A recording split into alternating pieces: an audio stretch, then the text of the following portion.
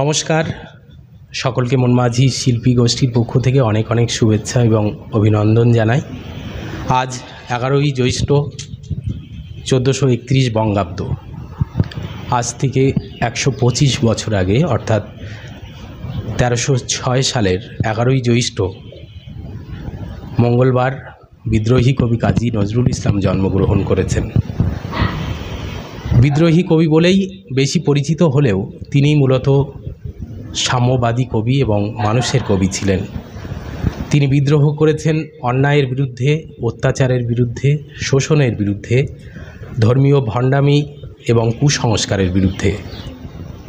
তার সৃষ্টি বৈচিত্র্যের চেয়েও তার যে জীবনের বৈচিত্র্য মরমী পাঠকদের নজর বেশি করেই কাড়ে। আর নজরুলের যে রচনা, সঙ্গীত রচনার মধ্যে রয়েছে প্রেম সঙ্গীত, শ্যামা সঙ্গীত, ইসলামী গান, ভক্তিগীতি, হাসির গান, দেশাত্মবোধক গান, ভাটিয়ালি, কাজরি, নারী জাগরণের গান, কুচকাওয়াজের গান, নবীর গান, ছাদ পেটার গান, চাষির গান, কীর্তন ইত্যাদি ইত্যাদি। নজরুল তার গান সম্পর্কে বলেছেন, আপনারা আমার কবিতা সম্পর্কে যা ইচ্ছা বলুন, কিন্তু গান সম্পর্কে নয়। গান আমার আত্মার উপলব্ধি। সহস্রবিধ বাংলা গানের কোলাহলে নজরুল গীতি নিজস্ব বৈশিষ্ট্য রয়েছে, যা দু একটা পংক্তিতেই আমরা বুঝে নিতে পারি।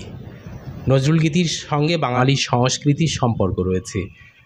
আমরা বাঙালিরা গর্বিত কাজী নজরুল ইসলামের মতো একজন যোগ্য ভারত সন্তানকে পেয়ে। তো আমরা তারই 125তম জন্মদিনে মনমাঝি শিল্পী গোষ্ঠীর পক্ষ থেকে সমবেত কণ্ঠে দেশাত্মবোধক নজরুল গীতির মধ্য দিয়ে আমরা শ্রদ্ধা জ্ঞাপন করছি।